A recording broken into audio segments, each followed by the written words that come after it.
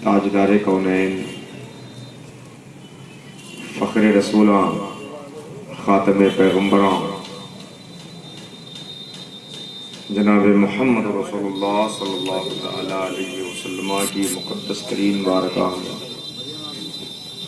दिल हाजिर करते हुए दुरूद पाक पेश करने की सादत हासिल कर लें। अल्लाहुम्मा सल्लि अला सय्यिदिना हबीबिना शफ़ीअना मौलाना मुहम्मद व अला आलि सय्यिदिना मौलाना मुहम्मद कमा तुहिब्बु व तर्दा बि अन तुसल्ली अलैहि सलातन तबक़ा व तदूमु बिदवामिल मलिकिल हय्यिल क़य्यूम।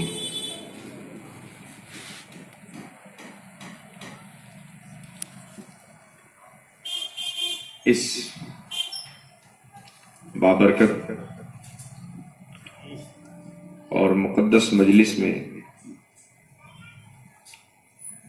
आपसे गुफ्तगू के लिए मैंने कुरान हकीम की जिन आयत बय्यिनात की तिलावत की है,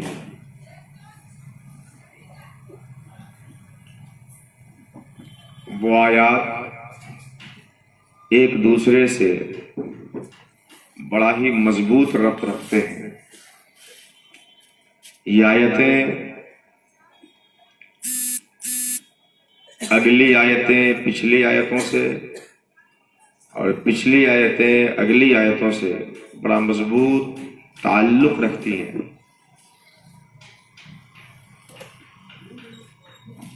इसीलिए मैंने चंद आयात आपके सामने तिलावत की है। इतनी आयतों की तिलावत से आप बिल्कुल घबराएंगे नहीं कि मौलाना साहब लोग जब एक आयत पढ़ते हैं तो 1 घंटा तकरीर करते हैं, और इन्होंने तो कई आयतों की तिलावत की है, आज न जाने क्या इनका इरादा है। तो सबसे पहले आप मुतमईन हो जाएं कि जितना आप वक्त देते हैं उतना ही वक्त आपसे मैं लूंगा, क्योंकि ये चंद आयतें हैं जिनमें से बाज से बड़ा ही गहरा ताल्लुक, बड़ा ही मजबूत कांटेक्ट, बड़ा ही अटूट रिश्ता रखती है। इसलिए मैंने इन सब की तिलावत की, और इन सब के मजमूए से जो सबक आपको सीखना है और अल्लाह जो आपको मैसेज और पैगाम देना चाहता है, इसके तनाजुर में अल्लाह का मैसेज और अल्लाह रब्बुल इज्जत का पैगाम आपको समझना है।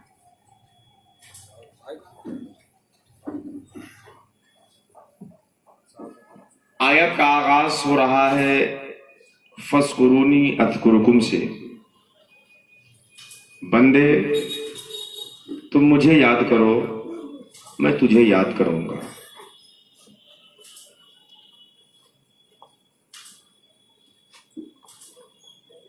मुझे याद करो बंदे, मैं तुझे याद करूंगा।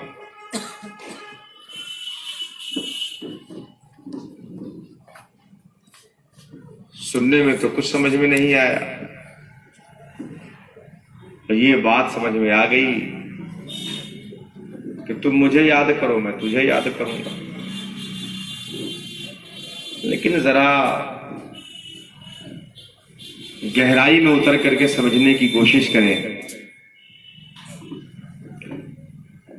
हकीकत से करीब होकर के अपने शऊर और इदराक को बेदार करके जरा इस बात पे अगर आप तवज्जो दें कि तुम मुझे याद करो, मैं तुझे याद करूंगा। बंदे तुम मुझे याद करो, मैं तुझे याद करूंगा। जब एक मोहब्बतों में तड़पने वाले दिल को ये मुजदा मिलता है कि मेरे याद करने से वो मुझे याद कर रहा है, तो फिर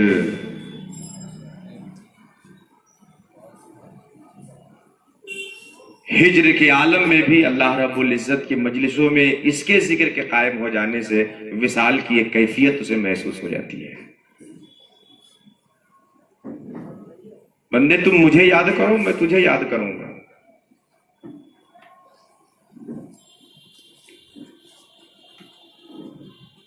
मुझे याद करो, मैं तुझे याद करूंगा। आयत का यहां से आगाज हो रहा है, यहां से इब्तिदा है। اس میں جو سبق اور حکم اللہ رب العزت اپنے بندے کو دے رہا ہے، اس حکم کی شروعات مجھے یاد کرو میں تجھے یاد کروں گا سے ہو رہا ہے۔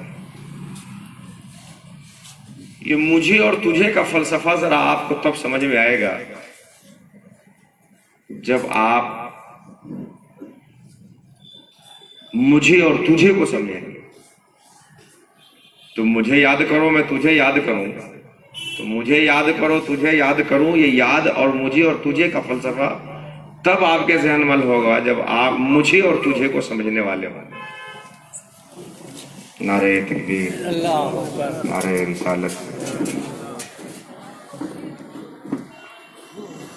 حضور داعی اسلام سرپرست اجلاس ہمارے بیچ تشریف فرما ہوئے، اللہ تبارک و تعالی حضرت کی بابرکت ذات کو سلامت رکھے اور ہم سبوں کو ادب کے ساتھ اکتساب فیض کی توفیق عطا فرمائے۔ آپ سبھی حضرات اپنی جگہ پہ تشریف رکھیں۔ میں عرض یہ کر رہا تھا کہ آیت کا آغاز، گفتگو کی شروعات یہاں سے اللہ رب العزت نے کی کہ تم مجھے یاد کرو میں تجھے یاد کروں۔ ذرا مجھے اور تجھے کو سمجھیے، کیونکہ آگے کی ساری بات اس مجھے اور تجھے سے ہی جڑی ہوئی ہے۔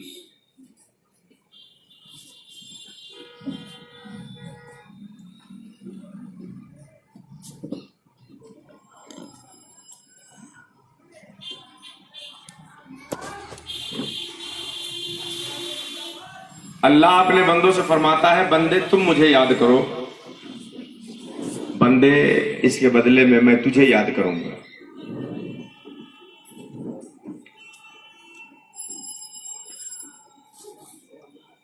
رسالہ مکیہ میں علامہ قطب الدین دمشقی رحمۃ اللہ تعالی علیہ اسی آیت کے تناظر میں لکھتے ہیں، مشائخ کے اقوال کو نقل کرتے ہیں کہ الذکر یجعل الذاکر مذکورا، کہ ذکر ذاکر کو مذکور بنا دیتا ہے، ذکر ذاکر کو مذکور بنا دیتا ہے۔ آپ اللہ رب العزت کو یاد کریں گے تو یہ یاد آپ جیسے ذاکر کو اللہ کی بارگاہ کا مذکور بنا دے گا۔ آپ اللہ کو یاد کریں گے، اس یاد کے صدقے میں اللہ تعالیٰ آپ کو یاد فرمائے گا۔ تو آپ ذاکر تھے، اس ذکر نے آپ کو اللہ کی بارگاہ کا مذکور بنا دیا۔ بندے تم مجھے یاد کرو میں تجھے یاد کروں گا، کون کہہ رہا ہے؟ اللہ فرما رہا ہے۔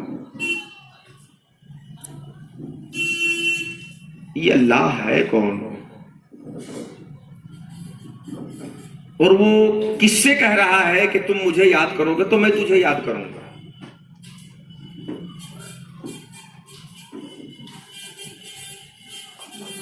اللہ رب العزت قرآن حکیم میں خود اپنا تعارف کرتے ہوئے فرماتا ہے، مصطفیٰ جو لوگ آپ سے میرے بارے میں پوچھے کہ اللہ کون ہے،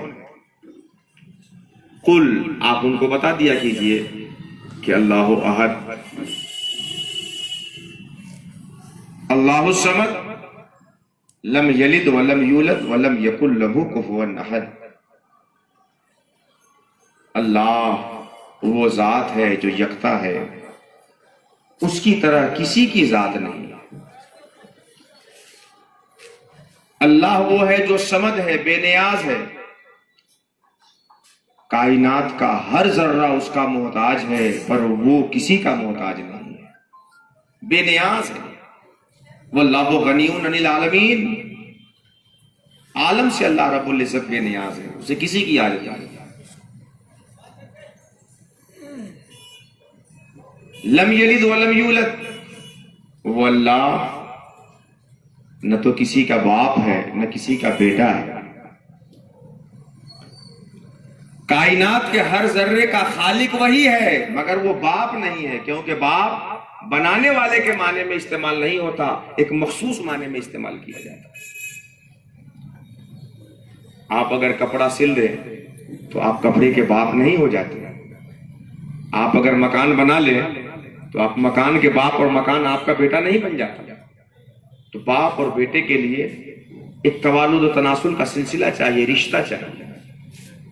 تو کائنات کے ہر ذرے کا خالق وہی ہے، اور ہر ذرہ کائنات کا اسی کا بنایا ہوا ہے، لیکن باپ اور بیٹا ہونا جو ایک مخصوص جہت قرابت کا تقاضا کرتا ہے، توالد و تناسل کا تقاضا کرتا ہے، اس توالد و تناسل کی کیفیت اسے نہیں ہے، اور نہ وہ کسی کا باپ ہے اور نہ وہ کسی کا بیٹا ہے۔ وَلَمْ يَكُنْ لَهُ كُفُوًا أَحَدٌ، اور کوئی بھی چیز اس کے جیسے، اس کے شبیہ و عدیل، اس کی نظیر، اس کے پائے کا، اس کے جوڑ کا کوئی بھی چیز، کوئی بھی سامان کچھ بھی نہیں ہے، کیونکہ جو کچھ بھی ہے اپنی ذات میں بھی ایک ہے، اپنی صفتوں میں بھی ایک ہے۔ اللہ وہ ہے جو قدیم ہے، یعنی ہمیشہ سے ہے، ہمیشہ رہنے والا ہے۔ کب سے ہے، کب تک رہے گا، اس کے اوپر اس کب کا اطلاق نہیں ہوگا۔ حضرت علی رضی اللہ تعالیٰ عنہ سے بڑا پیارا ارشاد منقول ہے۔ حضرت علی فرماتے ہیں اللہ تو عین کا بھی عین ہے اور متا کا بھی متا ہے۔ ہم کسی کے بارے میں زمان اور مکان کو جب سمجھنا چاہتے ہیں کہ آپ کہاں سے آئے ہیں، تو اس کے لیے کہاں کا لفظ استعمال کرتے ہیں، عربی میں عین کا لفظ استعمال کرتے ہیں کہ آپ کہاں سے آئے ہیں۔ اللہ رب العزت کیا ہے، اس کے لیے خود کہاں تلاش میں ہے کہ وہ کہاں ہے۔ وہ تو عین کا عین ہے، عین خود اس کے لیے تلاش میں ہے کہ وہ کیا ہے، کہاں ہے۔ اللہ رب العزت کی ذات واجب الوجود ہے۔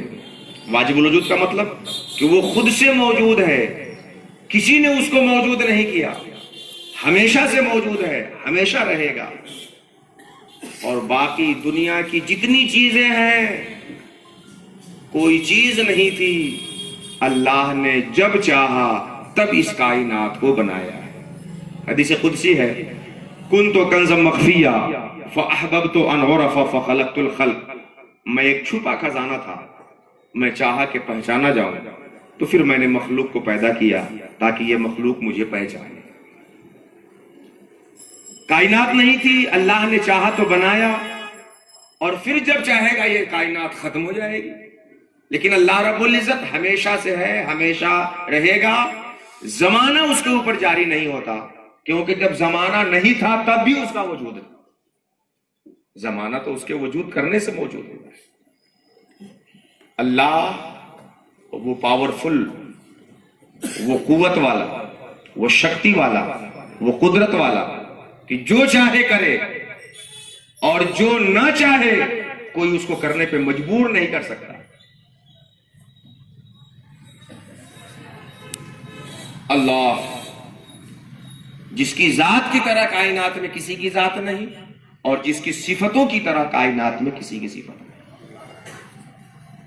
چھ نسبت خاک را عالم پاک، ہمارے وجود کو اس کے وجود سے کیا نسبت حاصل ہو سکتی ہے،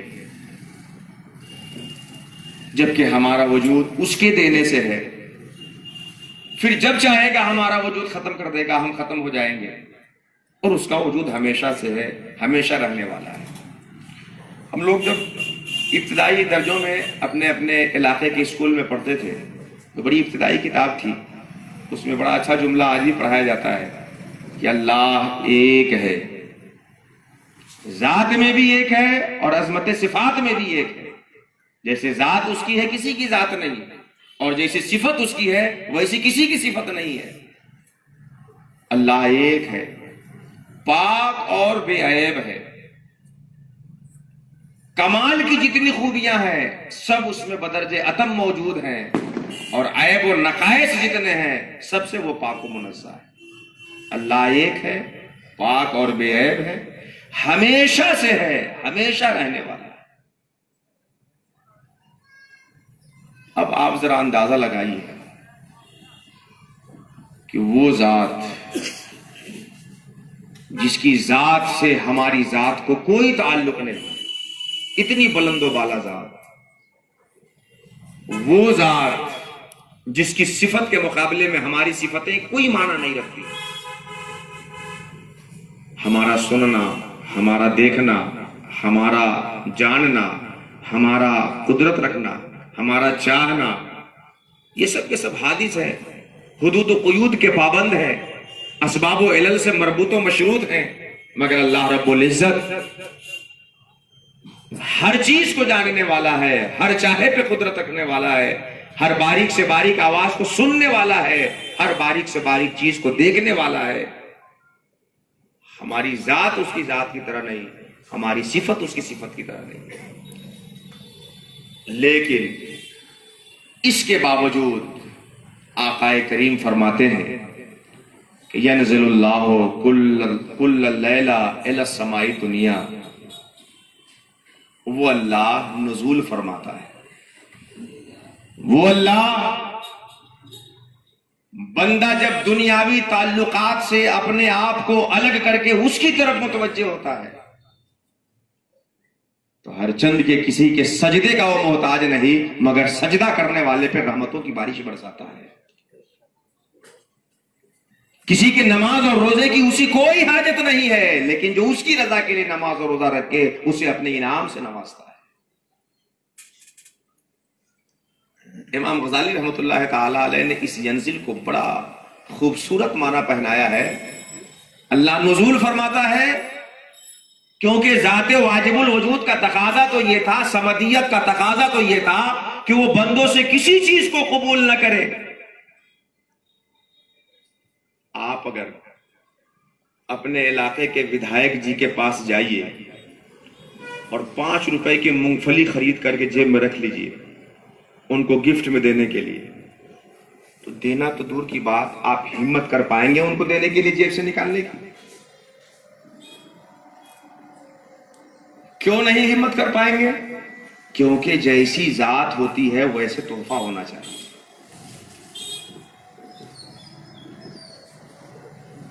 ان کی کیا حیثیت، 5 سال کے بعد خود وہ آپ کے پاس آ کے ہاتھ جوڑے، آپ کے ہوٹوں کی بھیک مانگے، لیکن ان کی مجلس میں آپ 150 روپے کی گفٹ کو نکالنے کی ہمت نہیں کرتے، بے ادبی سمجھتے۔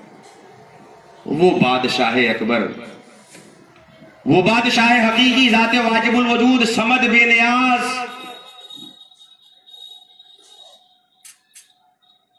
ایک دنیاوی بادشاہ کے سامنے 5 روپے کی جو حیثیت ہو سکتی ہے وہ بھی حیثیت ہماری نہیں اگر ماں کے پیٹ سے نکلنے کے وقت سے لے کر زمین کے گود میں جانے تک ہم سجدے میں سر رکھیں تو اس عبادت کی حیثیت وہ اس 5 روپے کا برابر بھی نہیں ہوگی۔ اللہ کی طرف نظر کرتے ہیں، لیکن اس کے باوجود وہ نزول فرماتا ہے اور بندہ جیسا لے کر کے جائے، اگر خلوص سے لے کر کے جا رہا ہے تو اللہ اسے قبول فرما لیتا ہے۔ وہ ذات واجب الوجود اپنے بندوں سے نزول کا رشتہ رکھتا ہے، قبول کا رشتہ رکھتا ہے، اور اس ذات واجب الوجود کا ہم سے اور آپ سے جو رشتہ ہے، اس پاک پروردگار کا ہم سے اور آپ سے جو تعلق اور سمبند ہے، وہ بڑا پیارا تعلق ہے، بڑا پیارا رشتہ ہے۔ قرآن حکیم کی متعدد آیتیں آپ اس ضمن میں اس مضمون پہ پڑھ سکتے ہیں، سمجھ سکتے ہیں، جس میں اللہ تعالیٰ نے اپنے رشتے کو اپنے بندوں سے اور اپنے بندے کے رشتے کو اپنے سے ان 81 رشتے کی صورت میں پیش فرمایا ہے، لین دین کے رشتے کی صورت میں پیش فرمایا ہے۔ اللہ تعالیٰ کی بارگاہ میں کچھ آپ پیش کریں، پھر اللہ تبارک و تعالیٰ اس تحفے کو قبول کر کے کچھ آپ کو انعام عطا فرمائے۔ اللہ تعالیٰ اپنے بندوں سے لین دین کا رشتہ رکھے ہوا ہے، جبکہ وہ بے نیاز ہے، ان سے کسی کی حاجت نہیں ہے، لیکن وہ اپنے صمدیت کے تقاضے سے بندوں پہ رحم فرماتے ہوئے نزول فرمانے والا ہے اور بندوں سے لین دین کا رشتہ قائم کرنے والا۔ قرآن حکیم کی یہی ایک آیت جو آپ کے سامنے میں نے ابھی تلاوت کی، فَاذْكُرُونِي أَذْكُرُكُمْ، تم مجھے یاد کرو میں تجھے یاد کروں۔ آپ اللہ کو یاد کریں گے، اللہ آپ کو یاد کریں گے۔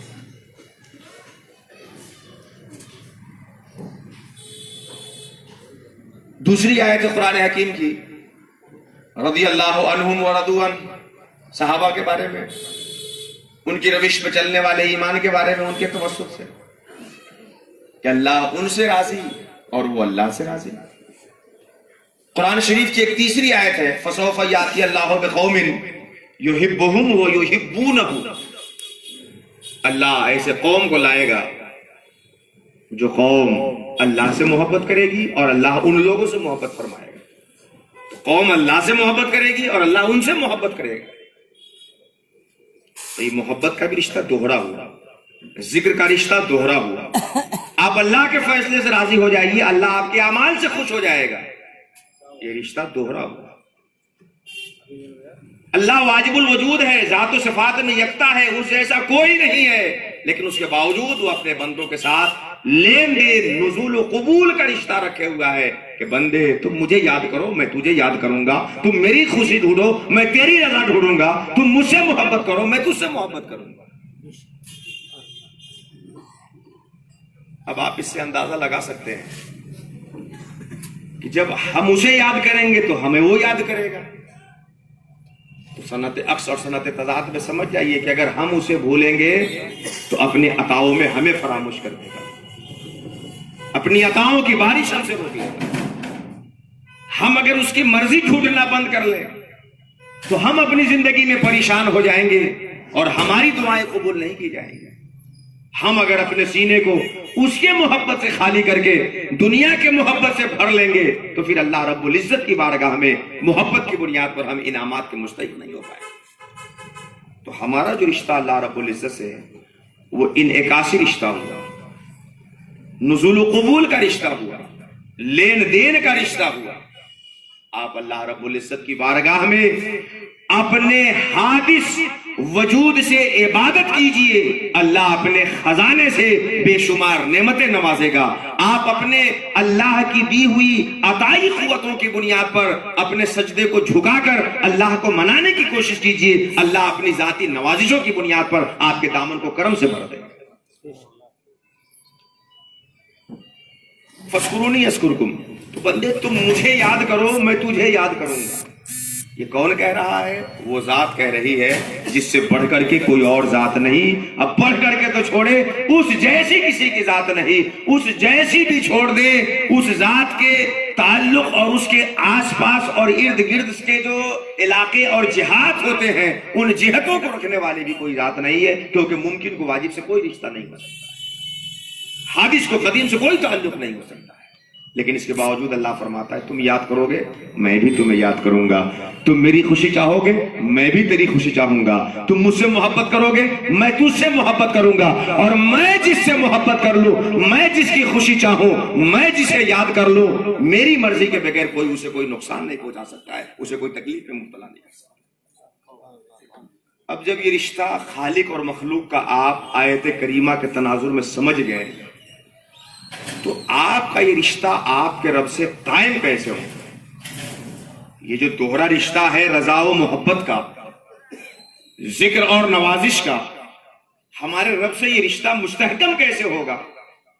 ہمارے رب سے یہ رشتہ مؤثر کیسے ہوگا؟ ثمر آور کیسے ہوگا؟ نتیجہ خیز کیسے ہوگا؟ یہ رشتہ ہمارا بیدار کیسے ہوگا؟ اور اس رشتوں کے تقاضے کیا ہیں؟ اس رشتے کو قائم کرنے کے لیے ہماری ذمہ داری کیا بنتا ہے؟ اب آپ اور اپنے رب کے رشتے کو سامنے رکھتے ہوئے تسلسل کے ساتھ جہاں تک میں نے آیت کریمہ پڑھی ہے نا ان ساری آیت کریمہ کو پڑھتے چلے جائیے. ایک آیت دوسرے آیت سے موتی کی لڑوں کی طرف کی روئی ہی ملتی ہوئی نظر آئیں گی. اللہ رب العزت نے فرمایا مجھے یاد کرو میں تجھے یاد کروں گا. یہ رشتہ قائم کرنے کے لیے تمہیں کیا کرنا ہوگا؟ وَاشْكُرُوا لِي، تمہیں میرا شکر کرنا ہوگا. میری بارگاہ سے اور میری ذات سے تم اپنا رشتہ جوڑنا چاہتے ہو تو اس کے لیے تم کو کیا کرنا پڑے گا؟ شکر کرنا پڑے گا. وَاشْكُرُوا لِي، تمہیں شکر کرنا پڑے گا. بڑا جامع لفظ ہے شکر کا لفظ. اللہ رب العزت نے اپنے بندوں سے رشتے کو مستحکم کرنے کے لیے اور اپنا تعلق مضبوط کرنے کے لیے بندوں کو شکر کا حکم دیا. بڑی تیزی کے ساتھ شکر کا مفہوم سمجھیں. کسی کی تعریف کرنے کے لیے بالعموم 3 طرح کے الفاظ استعمال کیے جاتے ہیں: حمد، مدح، شکر. بڑا مشہور لفظ ہے حمد، مدح، شکر. اصطلاح میں ان میں فرق یہ ہے کہ اختیاری خوبی کی بنیاد پر کسی کی تعریف اگر زبان سے کی جائے تو وہ حمد ہے. علی جناب ضمیر احمد صاحب اور عمران احمد صاحب کے اس انتظام کو دیکھ کر کے، اور مسلسل کئی مہینے بلکہ سال بھی گزر گئے، الحمدللہ اللہ تبارک و تعالیٰ کی بارگاہ میں دعا ہے کہ مولا کریم ہمارے ان بھائیوں کی کمائی میں برکتیں عطا فرمائے. خصوصیت کے ساتھ ہمارے عمران بھائی کو کچھ تکلیف ہے. حضور داعی اسلام کی توسط سے میں دعا کرتا ہوں کہ پروار آقا اپنے ان محبوب بندوں کے صدقے طفیل اور پیارے آقا کے صدقے طفیل ان کو شفائے کامل و عاجل عطا فرما دے، تاکہ جو یہ سلسلہ چل رہا ہے مزید اس کو استحکام اور قوت مل سکے. مسلسل آپ دیکھ رہے ہیں، سالوں سے زیادہ ہو گئے. اس انتظام کو دیکھ کر کے آپ ان کی تعریف کیجئے تو یہ حمد ہے، کیونکہ یہ اختیاری خوبی ہے. ہر آدمی پیسہ کماتا ہے، مہینے میں 10 20 50 ہزار روپیہ اس میں جو خرچ کریں گے، اگر بیلنس پر آتے چلے گئے تو اچھا خاصا بیلنس بن جائے گا. لیکن اس میں کرنے کے بجائے انہوں نے اللہ اور اس کے رسول کی بات اللہ کے بندوں کو سنا کر، بندوں کا رشتہ جو خالق سے کمزور سا ہوتا چلا جا رہا ہے، اس رشتے کو مضبوط کرنے کی نیت سے یہ پیسہ خرچ کیا جا رہا ہے. اچھی بات ہے، اختیاری خوبی ہے. یہ تعریف اصطلاح میں حمد کا ہے. مدح کہتے ہیں غیر اختیاری خوبی کی بنیاد پر زبان سے کسی کی تعریف کرنا. کوئی بڑا حسین چہرہ والا آدمی آ جائے، آپ اس کے چہرے کی خوبصورتی کی تعریف کریں، اصطلاح میں یہ مدح ہے. کیونکہ چہرے کی خوبصورتی، نقش و نگار، ناک کا اٹھنا، یہ وہ فلاں فلاں، یہ چیزیں جو ہیں آدمی کی اختیار کی نہیں ہے کہ جسے بھی مشین لگوا کے کوئی ناک اٹھوا لے. یہ اللہ رب العزت کی عطا ہے، جس کے چہرے کو جیسا چاہے ویسا. یہ اصطلاح میں مدح. حمد میں بھی تعریف زبان سے ہوتی ہے، مدح میں بھی تعریف زبان سے ہوتی ہے. یہ دونوں تعریف صرف اور صرف زبان سے ہوتی ہے. شکر بڑا عموم اپنے اندر رکھتا ہے. شکر کہتے ہیں منعم کے انعام کے بدلے نعمت دینے والے نے کوئی نعمت آپ کو دے رکھی ہے، اس نعمت کے بدلے آپ زبان سے ایسا کلمہ بولیں جس سے اس منعم کی عظمت کا اظہار ہو، دل سے اعتقاد رکھیں، اس کی عظمت کے اعتراف کرتے ہوئے جوارے سے کوئی عمل کریں جس سے اس کی عظمت کا اعتراف ہو. تو شکر زبان سے بھی ہوتا ہے، شکر ہاتھ پاؤں جسم کے حصوں سے بھی ہوتا ہے، شکر دل سے بھی ہوتا ہے. اس کے برخلاف حمد و مدح یہ صرف زبان سے ہوتے ہیں، اور شکر جسم کے ہر حصے سے اور قلب سے ہوتا ہے. اللہ رب العزت نے اپنے بندوں سے رشتہ قائم کرنے کے لیے حمد اور مدح کا حکم نہیں فرمایا، شکر کا حکم فرمایا، اور یہ فرمایا کہ تمہاری زبان میری یاد میں تر رہے، تیرا دل میری محبت میں گرم رہے، اور تیرا جسم میرے حکم پہ ہر لمحہ چلتے والا رہے. تمہارا رشتہ قائم ہوتا نظر آ جائے. اگر چاہتے ہو کہ مجھ سے تمہارا رشتہ جڑ جائے تو نہ صرف زبان ہلانے سے کام چلنے والا ہے، نہ صرف دل میں احترام کے جذبے کو پوشیدہ رکھنے سے کام چلنے والا ہے، نہ صرف منافق کی طرح جسم سے کام کرنے سے کام چلنے والا ہے. شکر اپنے عموم کے اعتبار سے جسم کو بھی شامل ہے، زبان کو بھی شامل ہے، قلب کو بھی شامل ہے. وشکرولی، جسم زبان قلب سارے مجموعے سے تم مجھ سے جڑنے والے ہو جا، تجھ سے میرا اور مجھ سے تیرا رشتہ جڑ جائے گا. تم مجھے یاد کرو گے، میں تجھے یاد کرنے والا ہو جاؤں. حمد مدح اور شکر کا ایک فرق تو یہ ہوا کہ حمد و مدح صرف زبان سے ہوتے ہیں، اور شکر صرف زبان سے نہیں، جسم سے، جوارے سے، قلب سے.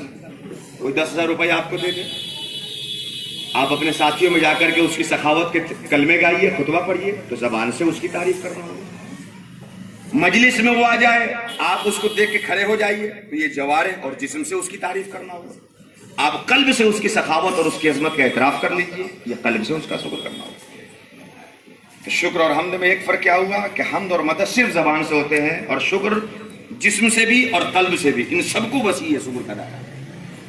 حمد و مدح اور شکر میں ایک دوسرا جو بڑا بنیادی فرق ہے، اس کو آپ ذہن میں رکھیے کہ حمد اور مدح جو تعریف ہے، اس میں نعمت کا ہونا ضروری نہیں ہے. مثال کے طور پر ہم 10,000 روپے آپ کو دے دیں، یہ اختیاری خوبی تھی، آپ نعمت پائیں اور آپ میری تعریف لوگوں میں کیجئے، میرے سامنے نہ کیجئے، تو یہ حمد ہے، نعمت کے بدلے ہے. بغیر نعمت کے بھی حمد اور مدح یہ نعمت کے بدلے بھی ہو سکتے ہیں، غیر نعمت کے بدلے بھی ہو سکتے ہیں۔ جس کا اچھا چہرہ ہے، اس نے کبھی آپ کو پیسہ نہیں دیا ہے، اس کے اچھے چہرے کی بنیاد پہ آپ تعریف کر رہے ہیں، بغیر نعمت کی آپ تعریف کر رہے ہیں، آپ کو اس سے کیا لینا دینا ہے؟ تو حمد و مدح نعمت کے بدلے بھی ہوتے ہیں، غیر نعمت کے بدلے بھی ہوتے ہیں، اور شکر صرف اور صرف نعمت کے بدلے ہوا کرتا ہے۔ ذرا اس عموم اور اس خصوص میں یہ مزہ پائیے کہ اللہ کی وہ تعریفیں جو نعمت کے بدلے ہوتی ہیں، وہ تعریف جو نعمت کے بدلے کی ہوتی ہے، وہ غایت قلب اور غایت خلوص سے ہوتی ہے بنسبت اس تعریف کے جو نعمت کے بدلے نہ ہو۔ کسی نے آپ کو 10,000 روپے دے دیا ہے تو جس قدر دل سے اس کے لیے آپ کے لیے دعائیں اور تعریف نکلے گی، اس کے لیے نہ نکلے گی جو بڑے بڑا مالدار ہے لیکن کبھی 10 روپے آپ کو نہ دیے ہوگا۔ تو نعمت کے بدلے جو تعریف ہوتی ہے وہ قلب کی اتھاہ گہرائی سے ہوا کرتی ہے، اور غیر نعمت کے بدلے جو تعریف ہوتی ہے اس میں اس قدر گہرائی نہیں ہوتی۔ تو اللہ نے ہمیں حمد و مدح کا حکم نہیں فرمایا، شکر کا حکم فرمایا کہ دل کی اتھاہ گہرائی سے جیسے منعم کے سامنے، اس کے احسان کے سامنے دب کر کے سراپا اعتراف بن جاتے ہو، شکرانہ اعتراف کے ساتھ میری بارگاہ میں ذکر کرنے والے ہو جاؤ، مجھ سے تیرا رشتہ قائم ہو جائے گا، میں تجھے یاد کرنے والا ہو جاؤں۔ تو ہمارا اپنے رب سے رشتہ کیسے قائم ہوگا؟ اللہ رب العزت نے بڑا حسین فارمولہ فرمایا، وَاشْكُرُوا لِي، شکر کرتے رہو، وَلَا تَكْفُرُونَ، اور ناشکری مت کرو۔ اس کے لیے تمہیں مدد کیسے ملے گی؟ اس کے لیے تمہیں کرنا کیا پڑے گا اس شکر پہ قائم رہنے کے لیے؟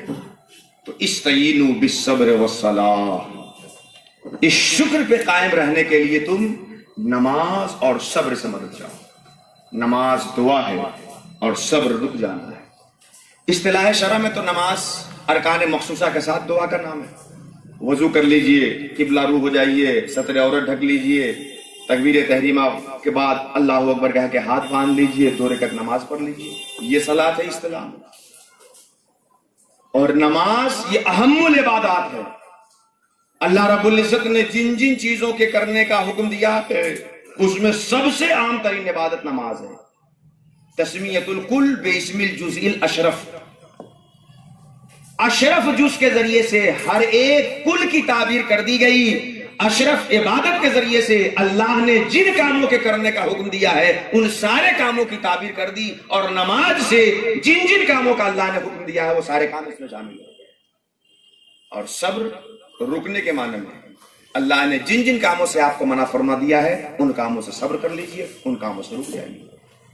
اگر آپ چاہتے ہیں کہ شکر کی کیفیت آپ کی زندگی میں قائم رہے اور رب سے آپ کا رشتہ مضبوط ہو جائے تو اللہ نے جن کاموں کے کرنے کا حکم دیا ہے اسے کرتے رہیے، اور جن کاموں سے اللہ نے رکنے کا حکم فرمایا ہے ان کاموں سے رکتے رہیے۔ اللہ سے آپ کا رشتہ جڑتا رہے گا اور یہ رشتہ مستحکم ہوتا رہے گا، یہاں تک کہ قبر میں جاتے جاتے دم تک یہ رشتہ اپنے شباب کو پہنچ جائے گا۔ کیا کرنا ہوگا اس کے لیے؟ استعینوا بالصبر والصلاۃ، صبر سے اور نماز سے مدد چاہیے۔ استعینوا بالصبر والصلاۃ، صبر کو اللہ نے مقدم فرمایا، نماز کو اس کے بعد رکھا، اور رزلٹ کیا فرمایا؟ ان اللہ مع الصابرین، بے شک اللہ صبر کرنے والوں کے ساتھ ہے۔ آپ سب پڑھے لکھے لوگ ہیں، باشعور ہیں، آپ اچھی طرح اس بات کو سمجھتے ہیں کہ اگر مقدمہ میں چند چیزیں ہوتی ہیں تو رزلٹ میں ان ساری چیزوں کی شمولیت ضروری رہتی ہے۔ مقدمے میں اگر چند چیزیں ہیں تو رزلٹ میں ان سب کی شمولیت ضروری رہتی ہے۔ امتحان میں اگر 10 مضامین ہیں تو اچھے نمبر سے پاس ہونے کے لیے ہر مضمون میں اچھا نمبر ہونا چاہیے۔ جب رشتہ قائم ہونے کے لیے صبر اور نماز دونوں ضروری تھے تو رزلٹ میں ان اللہ مع الصابرین صرف صبر کا ذکر کیوں ہوا؟ ہونا تو یہ چاہیے کہ ان اللہ مع الصابرین والمصلیین، کہ اس رشتہ کو قائم کرنے کے لیے صبر اور نماز سے مدد لو، کیونکہ اللہ صبر اور نماز پڑھنے والوں کے ساتھ ہے۔ لیکن اللہ رب العزت نے رزلٹ میں یہ فرمایا کہ ان اللہ مع الصابرین، بے شک اللہ صبر کرنے والوں کے ساتھ۔ اس لیے کہ دیکھیے اللہ نے جن کاموں کے کرنے کا حکم دیا ہے ان کاموں کو تو ہمیں کرنا ہے ہی، ہر عمل کو ہمیں انجام دینا ہے۔ لیکن آج اولاً تو ہماری زندگی معمورات سے الگ ہو گئی، فرائض واجبات سے الگ ہو گئی۔ اللہ نے ہمیں کیا کرنے کا حکم دیا ہے؟ سب سے واضح سی بات نماز ہے، جس کی پابندی ہماری زندگی سے ختم ہو گئی۔ جبکہ نماز چھوڑنے میں اور کفر کے بیچ سرکار دو عالم نے اس قدر رشتہ باندھ دیا ہے کہ من ترک الصلاۃ متعمداً فقد کفر. یہ ترک صلاۃ ہماری زندگی کا لازمی حصہ بن گیا. لیکن اس کے باوجود اعمال تو کچھ آدمی انجام دے لیں گے جو کرنے کے قبیل سے ہے، مگر رکنے میں بڑی کوتاہیاں ہوتی ہیں. نماز پڑھ لیتے ہیں، روزہ بھی رکھ لیتے ہیں، 2-4-10 روپے رمضان میں مسجد میں جمعہ کے دن ڈبے میں بھی ڈال دیتے ہیں، لیکن اللہ نے جن کاموں سے منع فرمایا ہے ان کاموں سے بچنا ہماری زندگی میں نہیں ہوتا. 10 لاکھ روپے حرام کما کر کے لا رہے ہیں، اس میں سے 10 روپے مسجد میں ڈال دیا، بھائی صدقہ کر رہے ہیں، خیرات کر رہے ہیں. آپ جنہیں کرنا ہے انہیں تو کرے ہی، لیکن اگر رب کی بارگاہ کا مقرب بننا چاہتے ہیں، اپنے رب سے اپنا رشتہ مستحکم اور مضبوط کرنا چاہتے ہیں، تو کرنے سے کہیں زیادہ توجہ ان چیزوں پہ دیجئے جس کے کرنے سے اللہ نے منع فرمایا. ترک ذرۃ مما نہی اللہ تعالی عنہ خیر من عبادت الثقلین. اللہ نے جن چیزوں سے منع کر دیا ہے ان چیزوں سے باز رہنا کرتے ہوئے ثقلین کی عبادت سے بہتر ہے. تو آپ اپنی زندگی میں اللہ نے جن کاموں کے کرنے کا حکم دیا ہے اسے بھی کریں، لیکن اس کے ساتھ ساتھ خاص توجہ ان حراموں سے بچنے پہ رکھائیے جس سے اللہ نے آپ کو رکنے کا حکم دے دیا ہے. تو جسے اللہ نے آپ کو کرنے کا حکم دیا اسے کیجئے، اور جسے اللہ تعالیٰ نے آپ سے باز رہنے کا حکم دیا ہے ان چیزوں سے باز آ جائیے. وَاسْتَعِينُوا بِالصَّبْرِ وَالصَّلَاةِ إِنَّ اللَّهَ مَعَ الصَّابِرِينَ. اس کے لیے اللہ نے جسے کرنے کا حکم دیا ہے جب آپ اس کو کرنے چلیں گے، اور اللہ نے جس سے رکنے کا حکم دیا ہے جب اس سے آپ رک جائیں گے، تو زندگی میں بڑے مرحلے آپ کو آئیں گے. اور آئیں گے کیا، آپ تو اس سے خوب دوچار ہو رہے ہیں. اللہ نے جسے کہا ہے کرنے کو، بسا اوقات اس کام کو کرنے میں ہماری دنیا کا بڑا نقصان اٹھانا پڑتا ہے. اللہ نے جسے کہا ہے نہ کرنے کو، وہاں اگر ہم اس کو نہیں کرتے ہیں تو بڑا نقصان ہو رہا ہے، اور حرام کو کر لینے سے فائدہ ہو رہا ہے، حرام کو کر لینے سے نفع ہو رہا ہے. اور بسا اوقات فرض اس لیے چھوڑ دیتے ہیں کہ دنیا کا نفع حاصل ہو رہا ہے یا دنیا کا نقصان آ رہا ہے. ہماری صورتحال یہ ہے کہ دنیا کے نفع نقصان کے تصور میں اس قدر بندھ چکے ہیں کہ اللہ کے منع کا خیال نہیں ہے اور اللہ کے حکم کی حیثیت کا خیال ہمارے سامنے نہیں. اگر ہم چاہتے ہیں کہ رب سے ہمارا رشتہ مستحکم ہو، قائم ہو، مضبوط ہو، جڑے، تو اللہ نے جن کاموں کے کرنے کا ہمیں حکم دیا ہے ان کاموں کو ہم کریں، اور اللہ نے جن کاموں سے روک دیا ہے ہم دنیا کا نفع دیکھ کر کے اللہ کے منع کیے ہوئے کام کے قریب کبھی بھی نہ جائیں. کیونکہ ہم دنیا کے نفع نقصان کے بندے نہیں ہیں، ہم خوشی اور غم کے بندے نہیں ہیں، ہم راحت و تکلیف کے بندے نہیں ہیں. الہ العالمین، ہم تو تجھ سے اپنا رشتہ جوڑنا چاہتے ہیں، ہم تیرا بندہ بننا چاہتے ہیں. ہماری حالت تو یہ ہونی چاہیے کہ اگر اللہ ہمیں در در بھیک منگا کر اپنی رضا دے تو بھیک مانگ کے اللہ کی رضا لینی چاہیے، اور اگر بادشاہ بنانے سے وہ ناراض ہوتا ہو تو اس بادشاہت کو لات مار کر کے فقیری کو گود لے لینا چاہیے. ہم فقیری اور مالداری کے بندے نہیں ہیں، ہم تو اپنے رب کے بندے ہیں. ہمارا رب جس سے راضی ہوگا ہم اس بات پہ قائم ہوتے ہوئے نظر آئیں. آج یہی فلسفہ ہماری زندگی سے رخصت سا ہو رہا ہے، ہمارے ذہن و دماغ میں مدین سا ہو رہا ہے. دنیا کے نفع نقصان کا اتنا تصور جمع ہوا ہے، اتنا تصور جمع ہوا ہے کہ خلاف شرع قدم اٹھائیں گے تو کیا نقصان ہوگا یہ تصور نہیں ہے. اللہ نے کہا ہے کرنے کو، اگر اس کو نہ کریں گے تو کیا وبال ہوگا ہمیں اس کا تصور نہیں ہے. اور جب تک ہم اپنے بنائے ہوئے نفع نقصان کے معیار سے اوپر نہیں اٹھیں گے تب تک اللہ کا بندہ نہیں بن سکتے، حقیقت میں نہیں بن سکتے، اپنے نفع نقصان کا بندہ بنتے رہیں گے. بخاری شریف کی بڑی پیاری حدیث ہے. آقا کریم فرماتے ہیں تائسا عبد الدنیا، تائسا عبد الدینار، تائسا عبد الدرہم. درہم کا بندہ ہلاک ہو گیا، دینار کا بندہ ہلاک ہو گیا، دنیا کا بندہ ہلاک ہو گیا. کون ہے دنیا کا بندہ؟ کون ہے درہم کا بندہ؟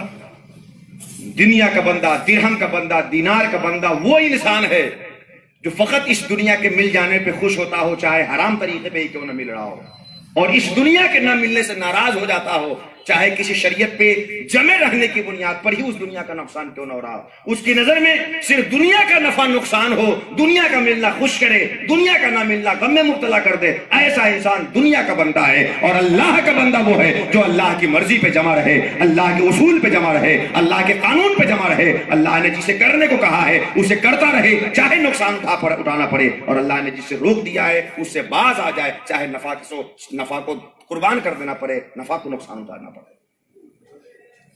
آج جو ہماری زندگی ہے، ہم نے نفع اور نقصان کا ایک معیار بنا لیا۔ اگر اس معیار کے مطابق ہمیں نفع مل رہا ہے تو ہم خوش ہوتے ہیں، بھلے شریعت چھوٹ رہی ہو، اللہ کی مرضی چھوٹ جائے۔ ہم نے ایک نقصان کا معیار بنا لیا ہے، اگر اس معیار کے مطابق ہمیں کوئی نقصان آ رہا ہے تو ہم غم میں مبتلا ہو جاتے ہیں، بھلے اس نقصان کو اگرچہ ہم نے قبول کیا ہو اللہ کے حکم پہ عمل کرنے کے لیے۔ ہمارا معیار، مدرسے والے ہمارے نذرانوں کو بڑھا دیں تو اب سوچتے ہیں کہ بڑا ہمارا نفع چل رہا ہے۔ آپ کی دکان میں 15,000 مہینے آمدنی تھی، اس مہینے سے 20,000 ہو جائے، پرسکون خواب کی زندگی گزاریں گے، اللہ کا شکر ہے۔ ایک طالب علم اچھے رزلٹ سے دوسرے نمبر پہ دوسرے کلاس میں چلا جا رہا ہے، نفع نقصان کا یہ معیار ہے، اگر یہ ہو رہا ہے تو ہم خوش ہیں۔ نماز چھوڑ کر، روزہ چھوڑ کر، فرض چھوڑ کر، واجب چھوڑ کر، حرام کر کے، مکروہ تحریمی کر کے، اللہ کے منع کیے ہوئے کاموں کو انجام دے کر کے ہم جہنم کے مستحق بنے جا رہے ہیں، مگر یہ خوف ہمیں نہیں ستا رہا ہے۔ نذرانے کا بڑھ جانا خوشی میں مبتلا کر دیا ہے، دکان کی آمدنی کا بڑھ جانا خوشی میں مبتلا کر دیا ہے، اچھے رزلٹ سے پاس ہو جانا خوشی میں مبتلا کر دیا ہے۔ یہ سارے نفع کے سامان اسی دنیا تک محدود رہیں گے، اگر اللہ ناراض ہو جائے گا تو ہمیں اس کی ناراضگی کے نقصان سے کوئی بچا نہیں پائے گا۔ ہم نے جو معیار بنا لیا نفع نقصان کا، اس معیار میں آج ہم اتنے جکڑ چکے ہیں کہ اس سے اوپر اٹھ کر کے اللہ کی مرضی کا تصور ہی نہیں کر پا رہے ہیں۔ اور جب تک آپ اپنے معیار سے اوپر اٹھ کر کے اللہ کے فیصلے پہ نہیں آئیں گے، تب تک ابدیت کا مزہ نہیں پائیں گے اور اپنے رب سے آپ کا رشتہ نہیں جڑ سکے گا، قائم ہو سکے گا۔ سب سے بنیادی چیز یہ ہے کہ ہم اپنے بنائے ہوئے نفع نقصان کے معیار سے اٹھ کر اللہ کے معیار پہ آئیں۔ قرآن شریف کی آیت ہے، بڑے واضح لفظوں میں اللہ فرماتا ہے، عَسَىٰ أَن تَكْرَهُوا شَيْئًا وَهُوَ خَيْرٌ لَكُمْ، بندے ایسا ہو سکتا ہے کہ تم کسی چیز کو اپنے لیے غلط سمجھو، نقصان دہ سمجھو، اور وہ چیز تمہارے لیے بہتر ہو۔ یہ قرآن کہتا ہے، اللہ رب العزت کا ارشاد ہے۔ ایسے ہی عَسَىٰ أَن تُحِبُّوا شَيْئًا وَهُوَ شَرٌّ لَكُمْ، یہ بھی ہو سکتا ہے کہ تم کسی چیز کو اپنے لیے بہتر سمجھو اور وہ چیز تمہارے لیے نقصان دہ ہو۔ واللہ یعلم، صحیح معنوں میں تمہارے لیے مفید کیا ہے، مضر کیا ہے، یہ تو اللہ جاننے والا ہے۔ انتم لا تعلمون، تمہیں کیا پتا ہے۔ وما اوتیتم من العلم الا قلیلا، تمہیں تو تھوڑا سا علم دیا گیا ہے، اس لیے اپنے معیار کو اللہ کے قانون کے سامنے ذبح کر دو، اپنے معیار کے سامنے اللہ کی مرضی کو کبھی بھی ہاتھ سے مت چھوڑو، اپنے معیار کو اللہ کے قانون کے سامنے ترک کر دو۔ ہمیں اس طرح سے نفع سمجھ میں آ رہا تھا، لیکن شریعت کا یہ حکم ہے تو اب ہمیں اس پہ عمل کرنا ہے، اپنا معیار نہیں سمجھنا۔ جب تک یہ چیز ہمارے اندر نہیں آئے گی، ہم ابدیت کا مزہ پا ہی نہیں سکتے۔ رسم عبادت میں سر پٹکتے پٹکتے پیشانی کو سیاہ بنا سکتے ہیں، عبادت کا لطف ہمیں نہیں مل سکتا جب تک اپنے نفع نقصان کے معیار سے اوپر اٹھ کر کے اللہ کی بندگی کے تقاضے پہ کھڑا نہ اترنے والے۔ کربلا میں آپ کیا دیکھتے ہیں؟ یہی سبق تو ہم کو سکھایا جا رہا ہے، کربلا میں ہمیں یہی تو راستہ دکھایا جا رہا ہے۔ بھوک لگی ہو، کھانا بند کر دیا گیا ہو، پیاس لگی ہو، وحوش و طیور، درند و ترین پرند سب پانی پی رہے ہوں، اہل بیت پہ پانی بند کر دیا گیا ہو، کیا کیا مصیبتیں یزیدیوں نے نہیں ڈھائی امام علی مقام پہ، لیکن ان ساری مصیبتوں کے امام علی مقام اپنی زندگی میں قبول کرتے ہیں، مگر باطل کو حق کہتے نظر نہیں آتے، نہ اہل کو اہل مانتے نظر نہیں آتے، جو جس چیز کا حامل نہ ہو اس کو اس چیز سے تعبیر کرتے نظر نہیں آتے، کربلا جیسی دردناک زندگی جینا گوارا کرتے ہیں، مگر قرآن اصول سے سمجھوتا کرنا گوارا نہیں کرتے۔ یہ فکر ہمارے اندر تب آئے گی جب ہم اپنے بنائے ہوئے نفع نقصان کے معیار سے اوپر اٹھ کر اللہ کی مرضی پہ آئے کہ اللہ جو ہماری زندگی میں کرے گا وہ ہمارے لیے بہتر ہے۔ ایک صحابی رسول حضرت سعد بن ابی وقاص رضی اللہ تعالیٰ عنہ، بڑے جلیل القدر صحابی ہیں، مستجاب الدعوات صحابی ہیں، ایک موقع پہ اللہ کے رسول نے حضرت سعد کے لیے دعا کی تھی کہ اللہم استجب لسعد، اے اللہ سعد کی دعا قبول فرما دے۔ پیارے آقا کی دعا کی تاثیر یہ ہوئی کہ اللہ تعالیٰ نے حضرت سعد کو مستجاب الدعوات بنا دیا۔ اس کے بعد سعد جو بھی دعا کرتے اللہ ان کی دعا قبول کر لیتا۔ بعد میں مکہ شریف چھوڑ کر کہیں دوسری جگہ رہنے لگے تھے۔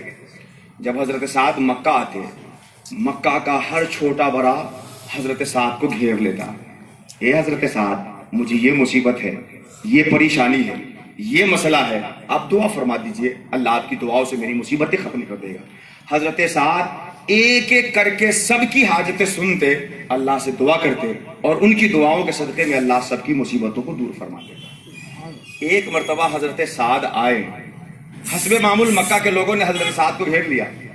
سعد میرے لیے یہ پریشانی ہے، یہ پریشانی، یہ پریشانی ہے، دعا کر دے۔ سعد حسب معمول سب کے لیے دعا کرتے ہیں۔ اس دفعہ جب حضرت سعد آئے تھے، زندگی زیادہ ہو گئی تھی، آنکھ کی روشنی کمزور ہو گئی تھی، دیکھنے میں بڑی دقت انہیں پیش آ رہی تھی۔ کسی منہ لگے نے، خدمت کرنے والے نے عرض کر ڈالا، حضور آپ کی دعا سے مکہ کے ہر لوگوں کی ضرورت پوری ہو رہی ہے، ان کی مصیبتیں ختم ہو رہی ہے، اللہ تعالیٰ سے اپنے آنکھ کی روشنی کے لیے بھی دعا کر لیجئے نا۔ آپ کی دعا سے مکے کا ہر فرد اپنی ضرورت پا رہا ہے، اللہ سے کہیے نا کہ اللہ ہماری آنکھ کی روشنی لوٹا دے۔ اتنا کہنا تھا۔ حضرت سعد کا ایمان اور اللہ کے فیصلے پہ رضا کا جذبہ ملاحظہ کیجیے۔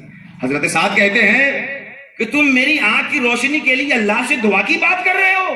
ارے مجھے تو اپنے آنکھ کی روشنی سے ہزاروں گنا زیادہ میرے بارے میں جو اللہ کا فیصلہ ہے، اللہ کا وہ فیصلہ محبوب ہے۔ اگر اللہ کو یہی پسند ہے کہ میری آنکھ کی روشنی کمزور ہو جائے تو ہزاروں آنکھ کی روشنی اللہ کے فیصلے کے ساتھ قربان کرنے کو تیار ہے۔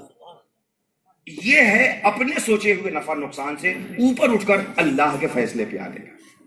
جب تک ہم اپنے حساب سے جو نفع نقصان کی جو دیواریں کھینچ رکھی ہے نا، جب تک ان دیواروں کو نہیں توڑیں گے، اپنے حساب سے ہم نے جو نفع نقصان کی کسوٹی بنا رکھی ہے نا، جب تک اس کسوٹی کا خاتمہ نہیں ہوگا، ہمارے لیے نفع کیا ہے، نقصان کیا ہے، اللہ بتا چکا ہے، پیارے آقا ہمیں سمجھا چکے ہیں۔ اب سمجھنے اور بتانے کا وقت نہیں ہے، اپنی زندگی میں اس پہ کود پڑنے کا وقت ہے۔ اب وقت آپ کو بہت زیادہ مل چکا ہے، ہر دن آپ کا ختم ہو رہا ہے، ہر رات آپ کی ختم ہو رہی ہے، ہر سال آپ کو قبر سے قریب کر رہا ہے۔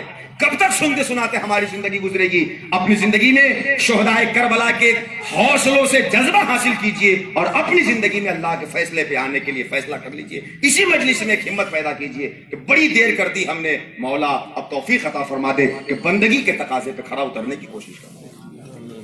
اللہ نے کیا فرمایا؟ استعینوا بالصبر والصلاۃ۔ اب اللہ رب العزت نے جو کہا ہے اسے کیجئے، اور اللہ نے جس سے منع کر دیا اسے رک جائیے۔ ایک جھوٹ کی بات تھی یار، 10 لاکھ روپے آ جاتے، یہ 10 لاکھ کا نفع دکھ رہا ہے، جھوٹ بولنے سے اللہ ناراض ہو جائے گا، اللہ کی ناراضگی کیوں نہیں دکھ رہی؟ دکان کھول کر کے بیٹھے ہیں کہ 10 منٹ میں کہیں کوئی کسٹمر واپس چلا جائے گا، یہ آئے گا کہ نہیں آئے گا، آئے گا ابھی تو 10 گھنٹہ چاٹ کے لے گا کہ نہیں لے گا، کوئی گارنٹی نہیں، اور نماز چھوڑ کر کے دکان میں بیٹھے ہوئے۔ یہ نقصان آپ کو دکھ رہا ہے کہ کہاں تو واپس چلا جائے گا کہ کیا ہوگا؟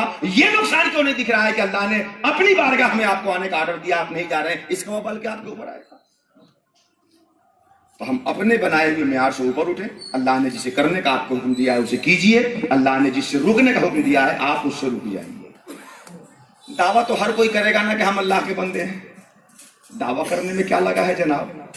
دعویٰ کی زبان تو آج اتنی لمبی ہو گئی ہے کہ اللہ کے بندوں کو ہی اللہ کا بندہ نہیں مانا جا رہا ہے، اور خود کو اللہ کا بندہ ثابت کرنے میں ساری قوت لگائی جا رہی ہے۔ دعویٰ کرنے میں کیا لگا ہوگا؟ جن نفوذ قدسیہ کا ہر لمحہ اللہ کی یاد میں ڈوب رہا ہے، جن کی صحبت میں بیٹھنے والا اللہ کرنے والا ہو جاتا ہے، اپنی زندگی اللہ کے نام کرنے والا ہو جاتا ہے، آج تو ان پہ انگلی اٹھائی جا رہی ہے اور خود خرافات میں زندگی گزار کر کے اللہ کے بندہ ہونے کا دعویٰ کیا جا رہا ہے۔ تو دعویٰ کرنے میں کیا لگا ہوگا؟ دعویٰ تو سب کر لیں گے، لیکن فقط دعویٰ سے کام نہیں چلے گا۔ قرآن کا اگلا حکم بھی ذہن نشی کیجئے کہ تم اللہ کے بڑے ماننے والے ہو، اللہ کے حکم پہ چلنے والے ہو، بڑے متقی پرہیزگار بننے والے ہو، بڑے دین کے ٹھیکیدار بننے والے ہو، سنو۔ لیکن اس آیت سے پہلے بیچ میں کیا ہے؟ وَلَا تَقُولُوا لِمَن يُقْتَلُ فِي سَبِيلِ اللَّهِ أَمْوَاتٌ۔ اللہ کے حکم پہ چلتے رہنے میں اگر جان بھی چلی جا رہی ہے تو ایسے کو مردہ مت کہو، اللہ تو اسے زندگی کی معراج عطا کر چکا ہے۔ اللہ کے حکم پہ، اس کے امر پہ ثابت رہنے کے لیے جو جان چلی جائے، جو مال خرچ ہو جائے، اللہ کی بارگاہ میں تو وہ ایک کثیر مجمع ہوگا، کثیر اس کا حصہ ہوگا، اللہ اتنا دینے والا ہوگا جتنا ہم سمجھ نہیں سکیں گے۔ تو اگر اللہ کے حکم پہ ڈٹے رہنے میں جان و مال آپ کا کم ہو رہا ہے، نقصان ہو رہا ہے، خرچ ہو رہا ہو، تو یہ تصور مٹا دیجئے کہ آپ کا نقصان ہوا ہے۔ وَلَا تَقُولُوا لِمَنْ يُقْتَلْ فِي سَبِيلِ اللَّهِ أَمْوَاتٌ، اللہ کی بات پہ جمے رہنے میں اگر جان جا رہی ہے تو ایسے شخص کو مردہ مت کہو، اللہ نے تو اسے زندگی کی معراج دے دی ہے، اللہ نے اسے زندگی کے اعلیٰ مقام پہ پہنچا دیا ہے۔ تم اس مجازی زندگی سے اس حقیقی زندگی کو کیا سمجھ سکو؟ انتم لا تشعرون۔ اس کے بعد کیا فرمایا؟ وَلَنَبْلُوَنَّكُمْ، یہ جو پکے دعوے دار بنے ہو نا، ضرور تمہارا امتحان لیں گے کہ کس کا ربط اس کے قلب سے میرے ساتھ ہے اور کون صرف زبانی ربط کا اظہار کرنے والا ہے۔ یہ اللہ کا بندہ بننے کا دعویٰ کر دینے سے کام نہیں چلے گا۔ قرآن میں کیا کہا؟ اللہ نے کیا فرمایا؟ وَلَنَبْلُوَنَّكُمْ، ہم ضرور آزمائیں گے، ضرور آزمائیں گے، ضرور آزمائیں گے۔ عربی گرامر کے حساب سے اس سے بڑی تاکیدیں ہیں فن کے حساب سے۔ وَلَنَبْلُوَنَّكُمْ، لام تاکید کے لیے، نون تاکید کے لیے، اور وہ بھی نون ثقیلہ مشدد نون تاکید کے لیے، بڑی تاکید اللہ نے کی کہ ہم ضرور ضرور تمہیں آزمائیں گے۔ کیسے آزمائیں گے؟ بھوک دے کر، پیاس دے کر، جان و مال کی کمی دے کر، دنیا کی مصیبتوں میں مبتلا کر کے، یہ ساری مصیبتیں دے کے ہم تمہیں ضرور آزمائیں گے۔ تم کیسے بچ سکو گے جبکہ ہم نے سنت بنانے کے لیے مصطفیٰ کو آزمائش میں ڈالا ہے؟ تم کیسے اس آزمائش سے بچ سکو گے جبکہ ہم نے اس کو طریقہ بنانے کے لیے، سنت بنانے کے لیے مصطفیٰ پہ ہم نے آزمائش ڈالی؟ بخاری شریف کی حدیث ہے، ہرقل کے بادشاہ میں جب ابو سفیان پیش کیے گئے، بڑی لمبی حدیث ہے، یہاں سنانے کا وقت نہیں ہے۔ ابو سفیان سے روم کے بادشاہ نے، ہرقل نے پوچھا کہ تمہارے بیچ جو نبی ہونے کا دعویٰ کر رہے ہیں، کبھی تم لوگوں کی لڑائی ان سے ہوئی ہے؟ ابو سفیان کہتے ہیں کہ ہاں، متعدد لڑائی ہوئی ہے۔ ہرقل نے پوچھا کہ لڑائی کیسی ہوئی ان سے؟ جو لڑائی ہوئی اس کا رزلٹ کیا رہا، نتیجہ کیا رہا؟ تم جیتے کہ وہ جیتے؟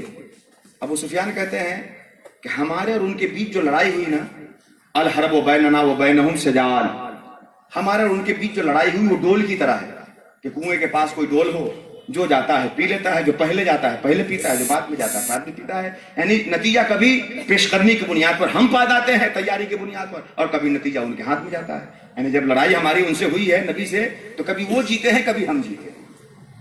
تو امتحاناً تو پیارے آقا پہ آزمائشیں آئی ہیں سنت بنانے کے لیے، ہمیں آپ کو سکھانے کے لیے، تو ہم آپ کیسے آزمائش سے بچ جائیں گے؟ اللہ نے فرمایا ضرور تمہیں ہم آزمائیں گے۔ جب مصیبت آئے آپ کی زندگی میں، پریشانی آئے آپ کی زندگی میں، آگے اللہ فرماتا ہے وَبَشِّرِ الصَّابِرِينَ، میرے صبر کرنے والے بندے کو خوشخبری سنا دیجئے۔ مصیبتوں کی آندیاں آنے کے باوجود میرے قانون پہ جمے رہنے والے بندے کو بشارت سنا دیجئے۔ یزیدی قوتوں کے سامنے میرے حق کے پرچم کو لے کر کے آگے بڑھنے والوں کو خوشخبری سنا دیجئے۔ ہر باطل قوتوں کے سامنے حق کا پیغام لے کر کے جو میرا بندہ بڑھے گا، ایسے صابر بندوں کو آپ بشارت سنا دیجئے۔ بشری صابرین، جو مصیبتوں اور پریشانیوں اور ہر حال میں اللہ کے قانون پہ جمے ہوئے رہیں، ان کے لیے خوشخبری سنا دیجئے۔ کیا خوشخبری؟ وبشر الصابرین، بشارت ہو ان صابرین کے لیے، الذین اذا اصابتهم مصیبہ، کہ جب ان کو مصیبت آتی ہے تو وہ یہی کہتے ہیں انا للہ و انا الیہ راجعون۔ جب انہیں مال کی مصیبت آتی ہے، جان کی مصیبت آتی ہے، خاندان کی مصیبت آتی ہے، اولاد کی مصیبت آتی ہے، تو وہ یہی کہتے ہیں کہ ہم تو اللہ کے لیے ہیں، اللہ کے بنانے سے ہیں، اللہ کی بنائی ہوئی دنیا میں ہیں، اللہ کے پاس چلے جائیں گے، جس کے پاس جانا ہے، جس کے پاس سے آ رہے ہیں، اور جس ذات سے ہماری زندگی کا رشتہ ہے، نہ کل ختم ہوا تھا، نہ کل ختم ہوگا، نہ آج ختم ہوگا، وہ تو قدیم ہے، ہمیشہ سے ہے، ہمیشہ رہنے والا ہے۔ ہمیں پریشان ہونے کی ضرورت نہیں ہے، کیونکہ ہم کسی اور کے لیے نہیں ہے، اللہ کے لیے، اللہ کے پاس ہے۔ بشارت ہو ایسے لوگوں کو جن کی زندگی کا حوصلہ ایسا ہوتا ہے، جن کی زندگی کی قوتیں ایسی ہوتی ہیں۔ کس چیز کی بشارت ہو انہیں؟ اولئک علیہم صلوات من ربہم ورحمہ، میرے ایسے بندوں پہ اس وقت بھی دنیا میں رحمتیں اتر رہی ہیں، وَأُولَئِكَ هُمُ الْمُهْتَدُونَ، اور اگلی زندگی میں نعمتوں پانے کے لیے اللہ انہیں ہدایت بھی عطا فرمائے گا۔ نعمت کے بھی فی الحال مستحق ہے، اور اس سے بڑی نعمتوں کے لیے اللہ انہیں رہنمائی کرے گا، اور اس کو کر کے اللہ کی بڑی نعمتوں کے مستحق ہوں گے۔ تو یہ پورا تسلسل رہا، ایک مرتبہ پھر تسلسل سن لیں اور اپنی گفتگو میں ختم کر دیں۔ फस्कुरूनी अस्कुरकुम, बंदे तुम मुझे याद करोगे मैं तुझे याद करूंगा, तुम तौबा से याद करो मैं अपनी नवाजिश याद करूं, तुम अपनी जबान से मुझे सुभान कहो मैं तुम्हारे वजूद को पाक कर दूं, तुम अपनी पेशानी जमीन पर रखकर मेरी किबरियाई का इजहार करो मैं कायनात में तुम्हें सरफराज पर बुलंद कर दूं, तुम अपने मखसूस माल को, थोड़ी सी दौलत को मेरी राह में खर्च करो मैं अपनी लामुतना ही नेमतों का तुम्हें मुस्तहिक बना दूं। फस्कुरूनी यस्कुरुकुम वश्कुरूली वला तकफुरून, इसके लिए तुम्हें कल्ब से भी मुझसे रिश्ता जोड़ना होगा, जबान से भी मुझसे रिश्ता जोड़ना होगा और जिस्म के हर हिस्से को मेरे हुक्म के पाबंद करना होगा। क्या करना पड़ेगा? इस्तईनु बिस्सब्र वस्सलाह, अल्लाह ने जिन कामों के करने का हुक्म दिया है आप अपनी जिंदगी में उसे कीजिए और जिन कामों से अल्लाह ने मना फरमा दिया है उन कामों से रुक जाइए। इसके लिए जो मुसीबत आपको आए, जो माल की कमी और नुकसान की कमी हो, यह आयत आपने सामने रखिए कि जो लोग अल्लाह के लिए कत्ल किए जाए, जो माल अल्लाह के लिए खर्च किया जाए, हरगिज उसको खत्म होने वाला मत मानो, हरगिज उसको मुर्दा मत कहो, अल्लाह तो उसे नई जिंदगी देकर उससे बेहतर तुझे देने वाला है। और तू जरूर आजमाएंगे, भूख देकर, प्यास देकर, ये देकर, वो देकर, सारी परेशानी देकर। खुशखबरी हो मेरे उन बंदों के लिए जिन्हें मुसीबत आती है तो वो घबराते और इतराते नहीं है, अल्लाह के कानून से हटते नहीं है, वो जमे रहते हैं और इस जज्बे का इजहार करते हैं कि हम अल्लाह के लिए हैं और अल्लाह की तरफ ही हमें लौट करके जाना है। यही लोग फिलहाल भी अल्लाह की नेमतों से फैज पा रहे हैं और आने वालों में भी जमाने में जो नेमतें हैं अल्लाह उसके लिए उन्हें हिदायत अता फरमाएगा, उन्हें रास्ता दिखाएगा और उस रास्ते पर चलकर अगली नेमतों के भी वो मुस्तहिक हो जाएंगे। लेकिन आज एक बड़ा अलमिया है कि उलमा की तकरीर सुनने के बाद, मशाइख की नसीहत में बैठने के बाद, जब इबादत करने का एक शौक हमारे जहन पर सवार होता है तो शुरू कहां से करना चाहिए और शुरू कहां से करते हैं? आप अल्लाह से रिश्ते जोड़ने का आगाज ईमान की तसीह से करिए, अकायद की इस्लाह से करिए, अल्लाह की बारगाह में अल्लाह के बारे में कैसा अकीदा रखना चाहिए, रसूलुल्लाह के बारे में कैसा अकीदा रखना चाहिए, अकीदे के बारे में इल्म कलाम और उलमा और सुलहा से समझिए। फिर अल्लाह ने जो फर्ज किया है उसकी पाबंदी कीजिए, वाजिब की पाबंदी कीजिए। फिर अल्लाह ने जिन चीजों से हराम किया है उससे भी बचिए।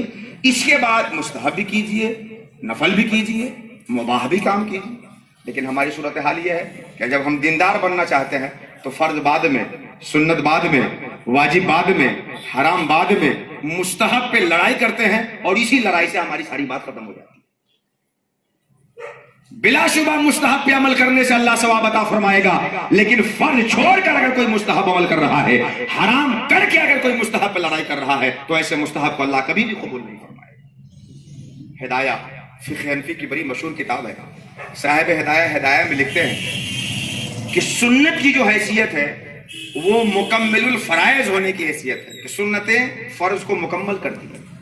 लिहाजा सुन्नत को अगर महल्ले फर्ज में अंजाम दिया जाए तो उसकी सुन्नियत बाकी रहेगी और महल्ले फर्ज से हटा दिया जाए तो वो सुन्नत बाकी नहीं रहेगी। तो अगर फर्ज के महल से सुन्नत को हटा दिया जाए तो उसकी सुन्नियत बाकी नहीं रहती, तो फर्ज छोड़ करके मुस्तहब करने वाले इस्तेहबाब को कहां से बाकी रख पाएंगे? साहिब हिदाया इसकी मिसाल देते हैं कि देखिए यहां से लेकर यहां तक, उंगलियों से लेकर इस घुटनियों तक, टहनियों तक, एक मर्तबा धोना वजू में फर्ज है ना, एक मर्तबा धोना वजू में फर्ज है ना, और 3 मर्तबा धोना क्या है? सुन्नत। ये 3 सुन्नत तब होगी जब ये सुन्नत महल्ले फर्ज में। अब अगर कोई इसको 1 मर्तबा पूरा ना धोए, ये उंगली छोड़ने से रख, ये उंगली धोने से छोड़ दे और बाकी हिस्से को यहां तक धो ले, ये उंगली इतनी ही छोड़ दे और बाकी सबको धो ले यहां तक, और यहां तक नहीं यहां तक धो ले, और यहां से भी दिल ना भरे उसका तो पूरे जिस्म धो ले और ये उंगली ना धो ले, होगा उसका वजू? ये सुन्नत उसकी कहलाएगी सुन्नत? उसने पूरा जिस्म धो लिया मगर सुन्नत नहीं हुई। सुन्नत तब होती है जब फर्ज के माल पे उसको अंजाम दिया जाए। जब फर्ज के माल से हटाकर सुन्नत की सुन्नियत बाकी नहीं रहती है तो फराइज व वाजिबात छोड़कर मुस्तहब को मुस्तहब कहां से बाकी रख लिया जाएगा? आज हमारी सूरत हाल क्या है कि जब अल्लाह को मनाने के लिए, अल्लाह से रिश्ता जोड़ने के लिए किसी की तकरीर मुयस्सर हुई तो अब शुरू कहां से करते हैं? मुस्तहब और नफल से शुरू करते हैं। सबसे पहले फर्ज और वाजिब से शुरू कीजिए, हराम और मकरूह से शुरू कीजिए, اللہ نے حتمی طور پر جس کے کرنے کا حکم دیا ہے اس سے کیجئے، اور لازمی طور پر جس سے بچنے کا حکم دیا ہے اس سے بچیے۔ پھر اللہ نے جہاں اختیار دیا ہے کہ یہ بھی کر سکتے ہو، یہ بھی کر سکتے ہو، مگر یہ کرو تو بہتر رہے گا، تو جو اللہ کو پسند ہو وہ کیجئے گا۔ لیکن جہاں مطالبہ ہے، آپ کو اختیار نہیں ہے، وہاں سے عبادت کا آغاز کیجئے، وہاں سے اللہ کے رشتے کو جوڑنے کا آغاز کیجئے۔ اور عمل کا آغاز تب ہوتا ہے جب پہلے عقیدے کو درست کر لیا جائے، عقیدہ قوی ہو جائے۔ جب عقیدہ قوی ہو جائے گا تو عمل تو انسان خود بخود کرنے لگے گا۔ اللہ تبارک و تعالیٰ کی بارگاہ میں دعا ہے کہ مولا میں نے یہ ساری گفتگو کی ہے مگر خود میری یہ حالت نہیں ہے، پروردگار میرا قول ناصحانہ، میرا فعل مجرمانہ، تو کریم ہے کرم کا کوئی ڈھونڈ لے بہانہ۔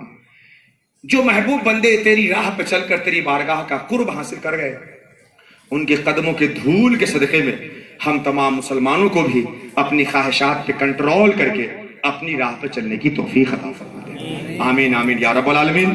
وما علینا الا البلاغ المبین۔ السلام علیکم۔